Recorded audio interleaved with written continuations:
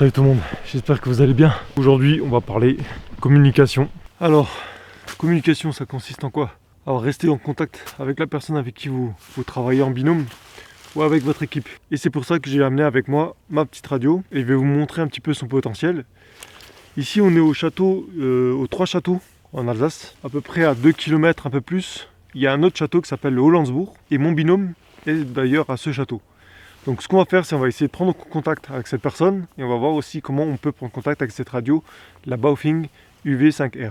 Donc c'est parti, on va se retrouver en haut du château, on va voir à peu près la distance qu'il y a entre les deux châteaux, donc 2 à 3 km, et on va voir si le contact peut se faire entre les deux radios.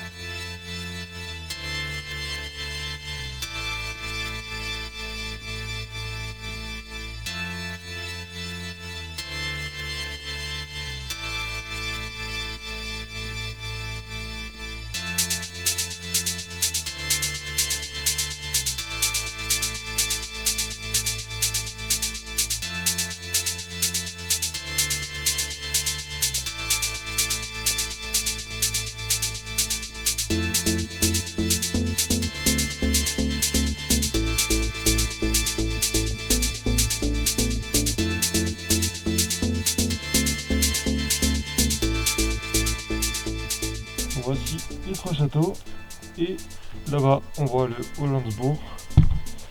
Alors je sais pas si on peut bien le voir d'ici, je vais un peu zoomer.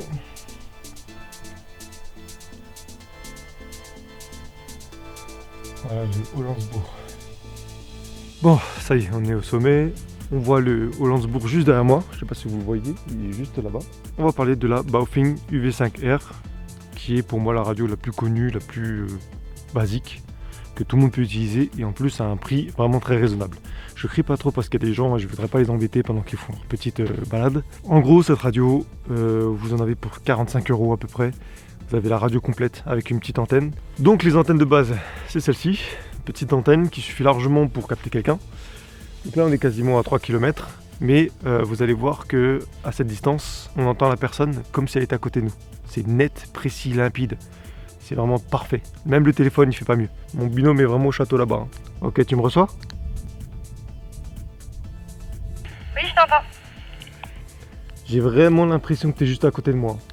Moi, pareil. Limite, quand on part, on prend plutôt les talkies plutôt que le téléphone. D'accord. Par contre, attends que j'ai bien fini ma phrase avant d'appuyer sur le bouton et parler. Là, c'est bon? Voilà, c'est important que tu prennes le temps, tu prennes au moins une seconde à chaque fois. Alors à l'armée, avec la radio, on a un certain langage. Donc quand on a terminé de dire la phrase qu'on veut dire, on dit juste terminé. Comme ça la personne sait que tu n'as rien à rajouter et que ce n'est pas juste une coupure intempestive. Alors déjà en parlant des fréquences, en France on a le droit à 8 canaux. Alors les 8 canaux, je vous les donne en affichage, c'est les 8 canaux, c'est les 8 fréquences qu'on a le droit d'utiliser en France. Si on utilise ce genre de radio.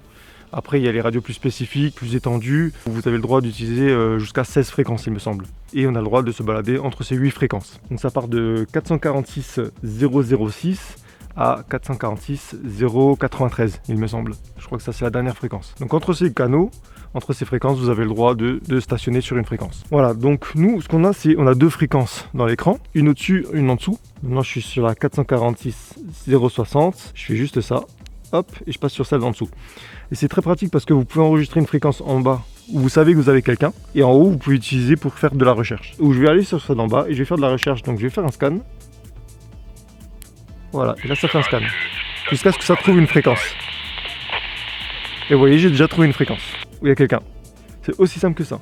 Donc si maintenant vous voulez chercher une autre fréquence, vous restez appuyé sur scan. Scanning beacon. Et ça va chercher une autre fréquence. Et on est tombé encore sur une autre fréquence utilisée.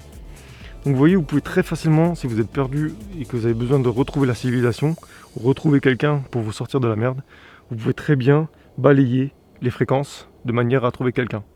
Et ensuite, il faudra communiquer avec cette personne. Si cette personne est soumise à un code, donc vous ne pouvez pas lui adresser la parole tout de suite parce qu'elle a émis un code dans sa radio, de façon à ce que les gens ne le perturbent pas sur sa fréquence. Vous allez sur une certaine fonction qui est dans menu, qui s'appelle CTCSS, et dans ce menu là vous pourrez faire un balayage du code, et à ce moment là, dès que vous avez trouvé le code, vous pouvez communiquer avec cette personne. Donc, chose à savoir avec cette radio, 8 fréquences autorisées en France, on a le droit de se balader entre ces fréquences, pas au-dessus, pas en dessous, On peut faire une demande aussi d'autorisation, hein. Vous pouvez faire une petite demande si jamais vous tombez sur quelqu'un. Est-ce que j'ai le droit d'utiliser votre fréquence? C'est ce qu'il y a de mieux à faire. Parce que si vous tombez sur des avions, c'est vraiment pas conseillé d'utiliser leur fréquence et de parler avec eux si jamais ils sont en vol. Forcément, vous allez les déranger. Donc on essaie de se libérer une fréquence, on essaie de mettre un code pour sécuriser notre fréquence et ensuite on est tranquille. Là vous voyez, j'ai une très grande antenne moi. J'ai acheté une antenne supplémentaire qui puisse capter beaucoup plus loin. Donc plus l'antenne est haute, plus elle va capter un signal, hein, forcément. Et donc là, les 2,5 km c'est vraiment dérisoire. C'est vraiment très très peu pour ce genre d'antenne et ce genre de radio. Donc là avant, il y avait des avions qui tournaient un petit peu autour, qui étaient très très loin. Et on les captait. Donc on a libéré la fréquence et on a pris une fréquence personnalisée.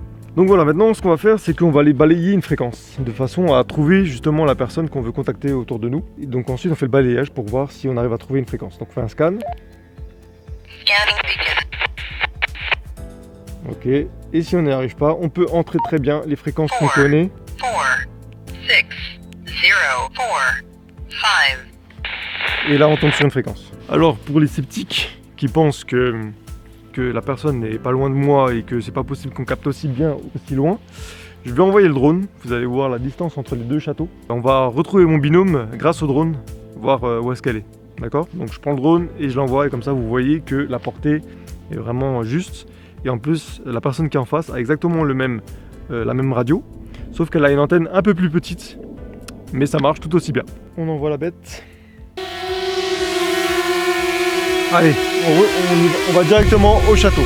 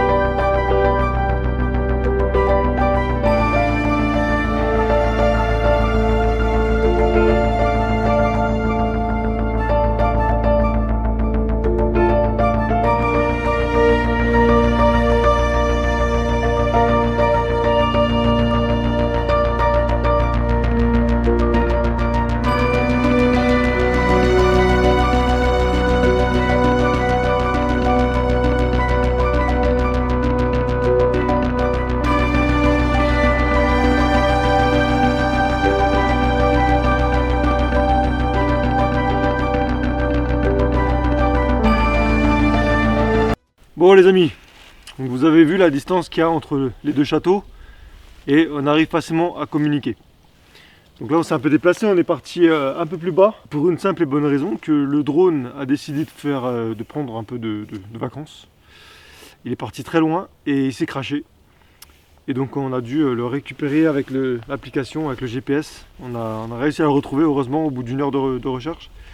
Et donc nous voilà au milieu de la forêt. Donc voilà, vous avez la possibilité d'enregistrer la fréquence en bas que vous voulez garder et en haut utiliser celle-là pour faire les scans. La radio c'est un élément essentiel, du moins si vous faites quelque chose de très poussé ou si vous êtes dans le cadre d'un effondrement. Dans le domaine de la randonnée, du trek, prenez-en une. Franchement, prenez-en une. Parce que si vous arrive un pépin et que vous vous retrouvez comme un con avec votre téléphone dans une crevasse et qu'il n'y a pas de réseau dans cette crevasse, parce que ça arrive dans les montagnes, il y a beaucoup de zones non couvertes, la radio vous sauvera la vie. Donc prenez-en une, vous voyez, vous enlevez l'antenne, c'est très simple. Pas besoin de prendre non plus une aussi grande, mais c'est quand même mieux, ça augmente les chances de retrouver quelqu'un. C'est très très léger, ça rentre dans une petite poche sur le côté. Donc là on va essayer de trouver quelqu'un qui n'est pas avec nous. Donc là il y avait mon binôme qui était dans le château. Maintenant on va essayer de trouver quelqu'un d'autre. Je fais un petit scan. Scanning beacon. Ok, Voilà. on fait un passage à blanc. On a trouvé quelqu'un. Vous voyez, ça a pris 2 secondes. Vous avez terminé un exercice. Et maintenant, si je veux communiquer à cette personne, parce que là, si je parle, Charlie Tango, parler. Dans la zone 2, vous allez vous trouver dans un... Il n'est pas conscient que je lui ai parlé. Là, il parle encore avec son collègue. En fait, il n'a rien entendu. Et pour qu'il entende quelque chose, Frequency vous allez dans les menus, menu. vous allez dans CTCSS, vous faites menu CTC et vous faites un scan. Ça va balayer jusqu'à ce qu'il va se bloquer sur le code de la personne que j'ai sur cette fréquence. Et à ce moment-là, je pourrais lui parler. Essayez les moyens pour vous, justement, de communiquer avec quelqu'un et de vous sortir de là. Donc c'est pas cher, je vous mettrai un lien dans la description, évidemment. Mais moi j'ai celle-ci et une autre. C'est exactement les mêmes, hein. Ce qui est bien, c'est que vous avez aussi le mode d'alerte. Donc là, si vous êtes en cas d'effondrement, n'appuyez pas sur ça. Hein, je crois qu'il l'a aussi celui-là en fait. Ah voilà. Ah, celui-là est encore plus rapide. Voilà, vous avez un moyen de vous faire vite repérer de très loin si jamais vous êtes dans une crevasse. Donc un outil indispensable. Ça permet aussi d'avoir 2 spots différents. Si maintenant on est en cas d'effondrement et que vous avez un bunker au sommet de cette montagne et que le vôtre est ici, comme vous l'avez vu avec les 2 châteaux. D'ailleurs, c'est pas pour rien que chaque château voit l'autre. C'est qu'à l'époque, ils avaient besoin de couvrir une énorme zone. Et pour ça, ils communiquaient soit par des moyens aériens avec des faucons, ou soit avec des lumières. Et grâce à ça, ils pouvaient parfaitement couvrir toute la zone. Et bien en cas d'effondrement, c'est exactement pareil. On communique, tu vois quoi? Attention, ça vient vers toi. Ok, moi ça vient pas vers moi. Par contre, fais gaffe, sur ta droite, il y a ça, ça, ça. C'est vraiment un bon moyen d'élargir votre zone de visuel.